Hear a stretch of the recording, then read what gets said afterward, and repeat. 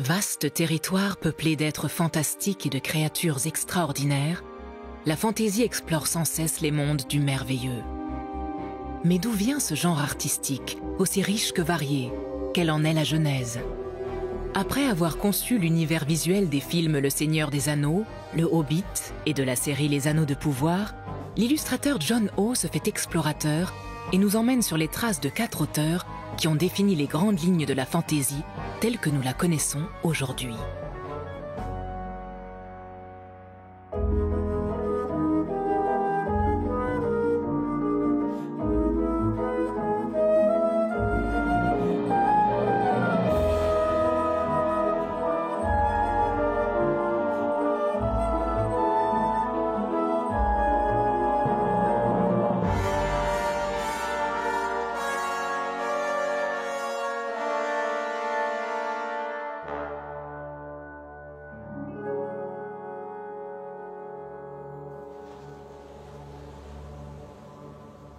Après avoir sillonné l'Europe en quête des influences laissées par les contes de fées et les récits de fantaisie de William Morris, j'accoste sur les rivages de la côte est des États-Unis.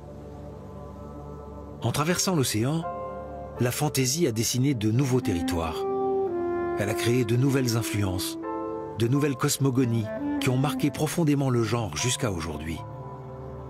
Il m'était donc indispensable de me rendre sur les lieux de naissance de ce nouvel imaginaire qui allait s'avérer résolument moderne. Première étape, la ville de Providence, au sud de Boston, ville natale de l'écrivain Howard Phillips Lovecraft. Et j'ai découvert l'œuvre de Lovecraft quand j'avais 20 ans. Depuis, il n'a jamais cessé de me fasciner. Lovecraft est un des grands innovateurs du genre. Surnommé à tort le reclus de Providence, il a longtemps été considéré comme un être excentrique avec une personnalité complexe, pleine de contradictions. Afin de connaître cet auteur singulier, un pèlerinage s'impose dans les rues que lui-même a arpentées. Un de ses récits les plus emblématiques, faisant de Lovecraft un auteur culte, est sans conteste l'Appel de Cthulhu, écrit en 1925 et publié dans un magazine en 1928. C'est dans la ville de Providence, dans le Rhode Island, qu'en 1927, Francis Thurston arriva pour prendre possession d'un étrange héritage. Celui-ci lui était légué par son grand-oncle, le professeur Angel, décédé dans d'étranges circonstances. Thurston découvrit alors une étrange boîte contenant un bas-relief, des coupures de journaux, des lettres et un manuscrit auquel manifestement le professeur en archéologie attachait une grande importance. Thurston prit ainsi connaissance de la rencontre insolite entre le professeur émérite et un jeune artiste du nom d'Anthony Wilcox. Celui-ci, hanté par des rêves de plus en plus étranges, fascinait le chercheur par son érudition inconsciente et ses transes intrigantes. Sur un bas-relief, fruit de son imagination onirique, Wilcox avait sculpté une créature cauchemardesque, une figure hybride et inconnue, entourée d'étranges hiéroglyphes dont il ne connaissait pas la signification. Convaincu de la véracité de ce que décrivait Wilcox, le professeur Angel lui consacra de plus en plus de temps, jusqu'au jour où le jeune artiste succomba à une crise de démence et disparut en convalescence chez ses parents. À la suite de cette crise, le jeune homme ne se souvenait plus de rien. Le professeur Angel constata cependant que pendant la période où se manifestaient les transes de Wilcox, d'étranges phénomènes apparaissaient partout dans le monde.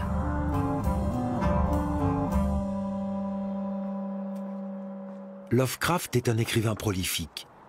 Son œuvre constitue un territoire à part entière de la fantaisie, à la frontière de l'horreur, du fantastique et parfois même de la science-fiction.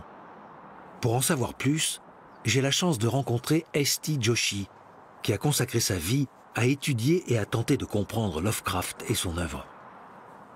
Nous sommes devant une de ces maisons. À bien des égards, c'est la maison où Lovecraft est devenu l'écrivain que l'on connaît.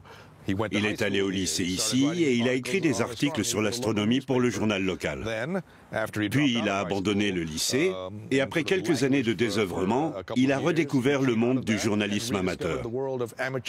Il s'est alors lancé dans la rédaction d'articles, de poèmes et d'éditoriaux.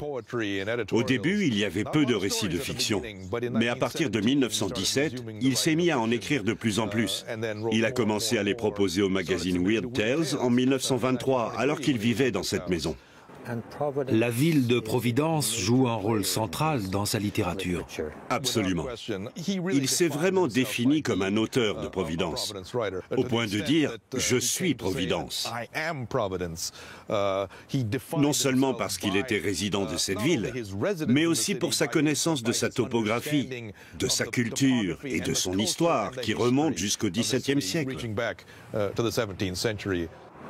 Et si on visitait la Providence de Lovecraft? Oui, faisons ça. Merci.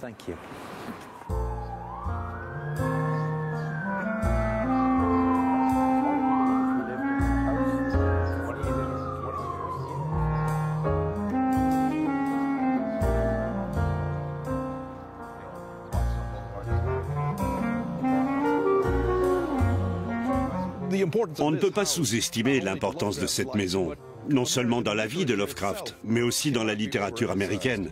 Imaginez, c'est ici qu'il a écrit L'appel de Cthulhu, La clé d'argent, l'affaire Charles Dexter Ward, La couleur tombée du ciel, Celui qui chuchotait dans les ténèbres, Les montagnes hallucinées, Le cauchemar d'Innsmouth, La maison de la sorcière. Ce sont les récits majeurs auxquels on associe H.P. Lovecraft. Et ils ont tous été écrits au cours des 7 années qu'il a passées ici.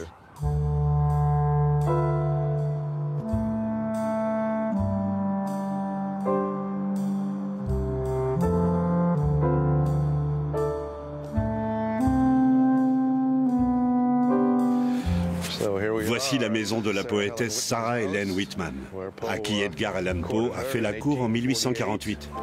C'est une magnifique demeure ancienne. Je ne suis pas certain de la date, mais une chose est sûre, d'ici il s'est rendu au cimetière de l'église Saint-John.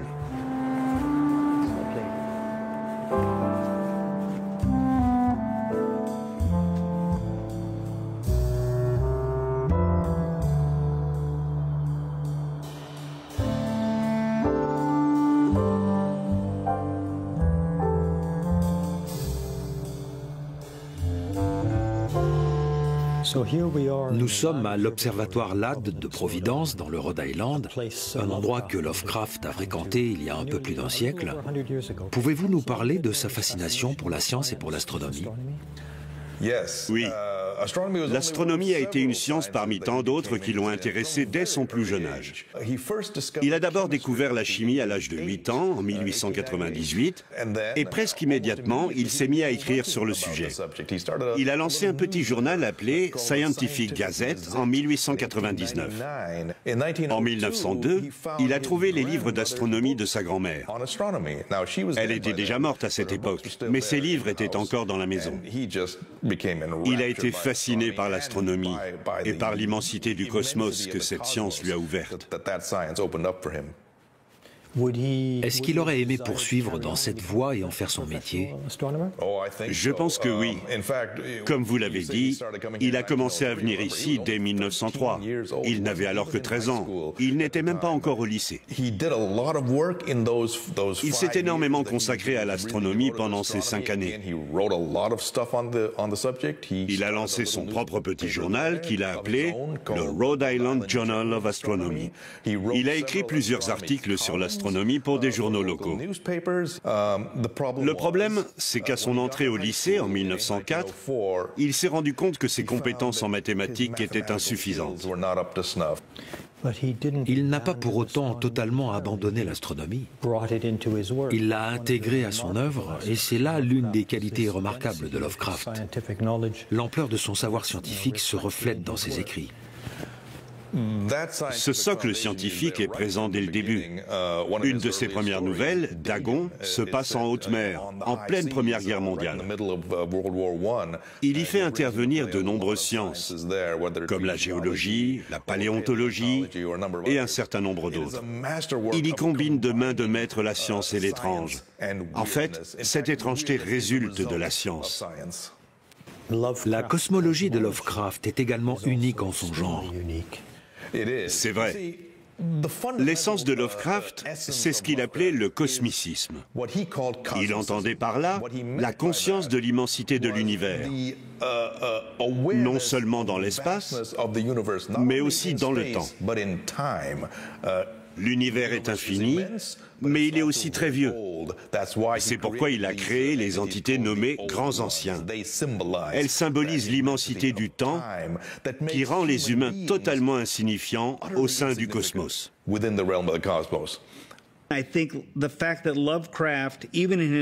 Même dans les histoires qui ne sont pas directement liées à la grande cosmologie de Lovecraft, dont fait partie Cthulhu, on la retrouve quand même un peu. Et il n'a pas pu s'empêcher de faire référence à certains éléments de sa grande œuvre, les noms, les lieux, les livres. On a donc l'impression que tout se déroule dans un seul univers, même s'il s'agit plus ou moins d'une histoire de fantôme. Certains éléments sont liés à ce grand univers. Je ne crois pas que ce soit quelque chose de très répandu. À l'époque, en tout cas, ce n'était pas commun de créer un ensemble d'œuvres où tout est connecté à un seul et même grand univers.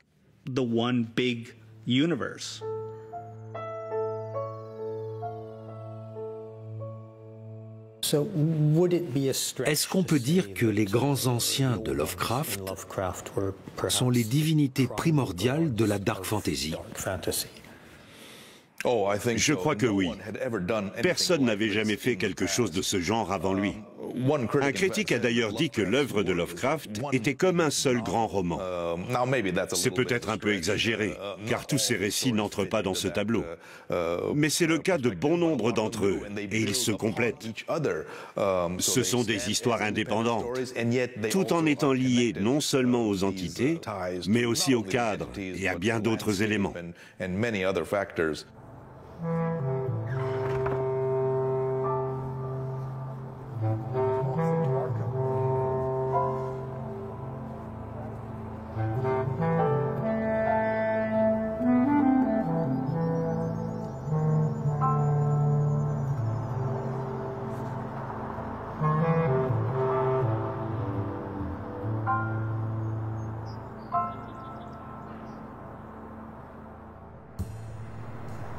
Si le fameux archéologue s'était intéressé aux dires de Wilcox, c'était aussi en raison d'un témoignage antérieur qui mentionnait des éléments similaires, et ce de manière très précise.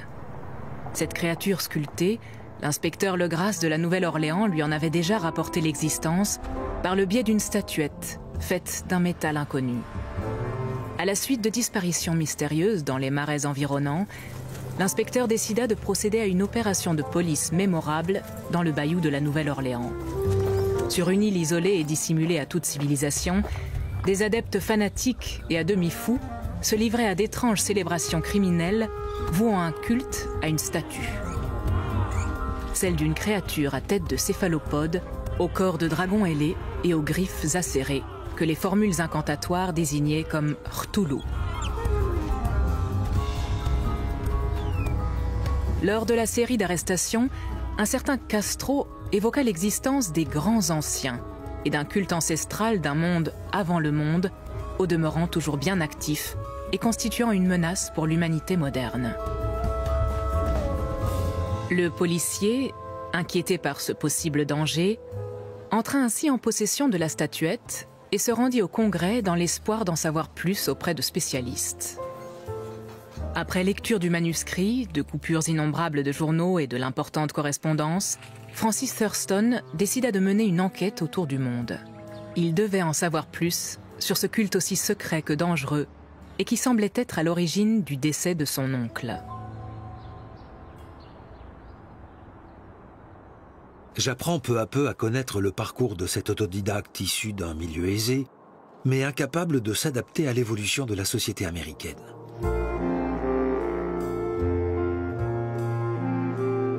Il est constamment hanté par l'idée du déclin irrémédiable d'un monde passé. Son œuvre en est marquée, et elle dénonce l'existence de cette incroyable menace qui pèse sur les hommes et la raison.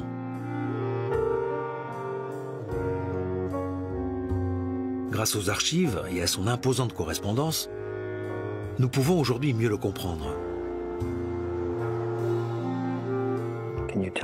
Qu'est-ce que nous avons ici? Il s'agit du manuscrit dactylographié de l'Appel de Cthulhu, un des récits fondateurs de Lovecraft. Nous n'avons plus le manuscrit rédigé à la main parce qu'il l'a détruit après avoir réalisé ce tapuscrit. Nous nous trouvons actuellement dans la bibliothèque John Hay de l'université Brown, qui est de loin l'institution possédant le plus grand nombre de manuscrits de Lovecraft. Plusieurs années après la rédaction de cette nouvelle, son ami Robert Barlow lui a dit « Mais à quoi ressemble Cthulhu ?» Et Lovecraft lui a répondu « Attends, je vais le dessiner. » Il était très loin d'être un dessinateur professionnel ou talentueux. Et pourtant, ces croquis très intéressants de Cthulhu de face et de dos évoquent plutôt bien ce à quoi devait ressembler cette créature emblématique. Je pense que c'est une des grandes erreurs des personnes qui illustrent Lovecraft, notamment dans les films. Dès qu'on en montre trop, on perd le mystère. Par chance, ma façon de dessiner fait que je dévoile rarement le sujet entier. Une moitié se trouve toujours dans l'ombre. J'ai réalisé quelques tableaux inspirés par Lovecraft. Et quand le sujet n'est pas dans la pénombre, il y a de la brume. Une partie n'est pas visible.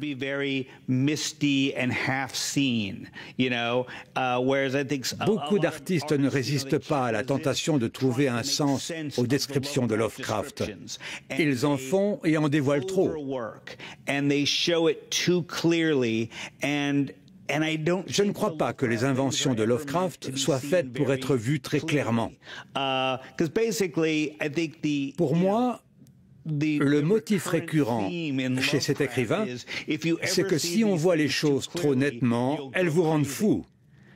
Alors, si en tant qu'artiste, vous pouvez dessiner Cthulhu clairement et le regarder sans sombrer dans la folie, ce n'est pas du vrai Lovecraft. Il faut des ténèbres, de la distorsion, du brouillard. Voici une enveloppe sur laquelle Lovecraft a jeté des notes pour son roman qui se déroule en Antarctique, Les montagnes hallucinées. Il y a un dessin d'une des entités appelées Grands Anciens, des créatures venues de l'espace qui sont arrivées en Antarctique et y ont fondé une colonie. On y voit également plein de petites notes sur ce qu'il voulait intégrer à son manuscrit. Plein d'informations scientifiques sur l'aspect et la nature de ces créatures. Ce processus a dû s'étaler sur plusieurs mois avant qu'il commence réellement à écrire son histoire. C'est comme ça que procédait Lovecraft. Et au début de l'année 1931, cela a abouti à cet incroyable premier jet rédigé à la main des montagnes hallucinées. Comme il était plutôt désargenté, il n'avait pas beaucoup de papier sous la main. Alors quand il recevait des lettres, il utilisait le verso pour ses manuscrits. C'est incroyable. Il est vraiment unique dans le monde de la littérature fantastique. C'est sans doute en grande partie ce qui lui a permis de devenir une influence pour les écrivains qui ont suivi. Il a quand même attiré l'attention d'auteurs de science-fiction qui vont d'Arthur C. Clarke à Philip K. Dick, des auteurs de romans fantastiques, des auteurs de pur supernaturalisme, mais aussi des auteurs grand public. Son influence sur la scène littéraire est donc immense aujourd'hui.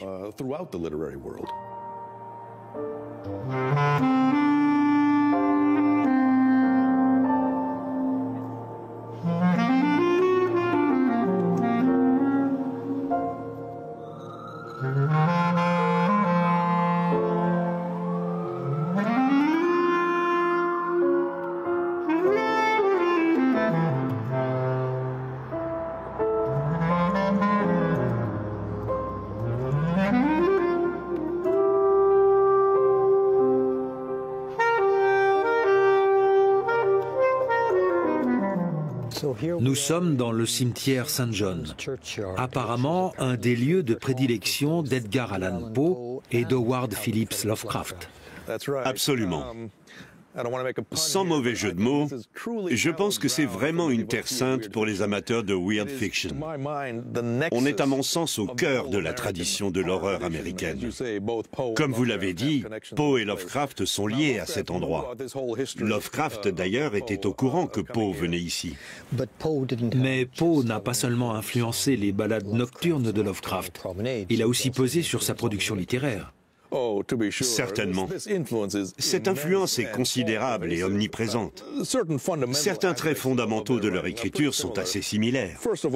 Pour commencer, le plus notable, c'est leur prose dense, richement nuancée, parfois même un peu extravagante et outrancière. Mais c'était une volonté de leur part. Ce n'était pas par accident qu'ils écrivaient de cette façon. Tous deux estimaient que ce genre d'écriture était nécessaire pour faire passer les images et les émotions qu'ils souhaitaient transmettre par le biais de leur fiction d'horreur. Il y a beaucoup d'autres ressemblances entre Poe et Lovecraft. Tous deux s'intéressaient énormément à la science et l'ont incorporée à leur œuvre. Ils écrivaient de la fiction fantastique et d'horreur, et même une sorte de proto-science-fiction.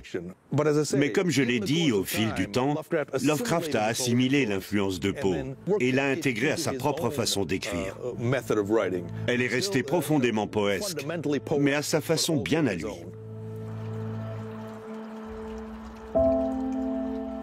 Lovecraft a écrit une œuvre unique, publiée de son vivant seulement dans les magazines bon marché qu'étaient les pulps.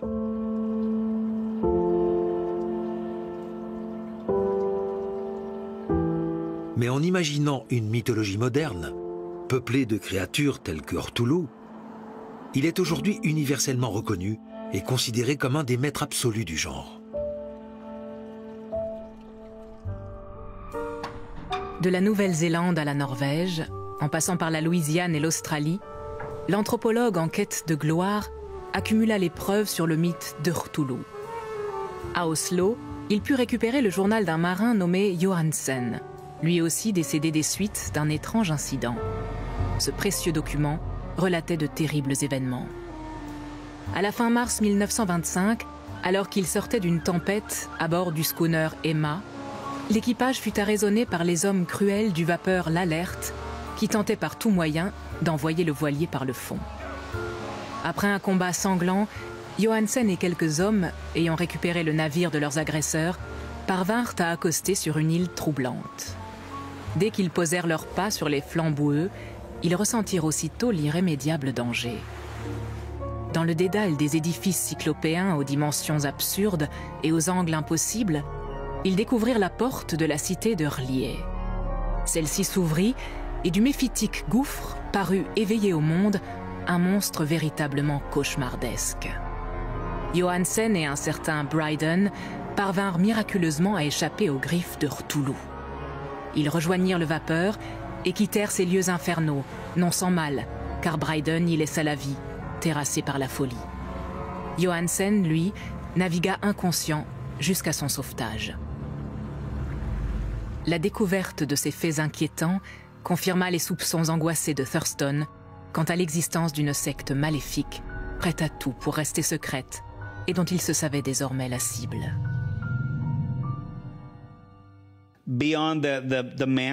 En dehors du fait que tout le monde sait qui il est, Lovecraft a surtout su créer un univers.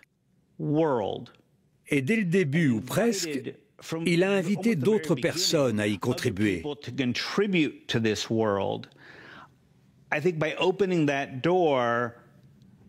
Il a ouvert une porte. Et cette porte ne s'est jamais refermée. Je ne vois aucun écrivain de romans d'horreur, qu'il soit contemporain ou de l'époque de Lovecraft, qui n'ait à un moment créé son histoire à la Lovecraft.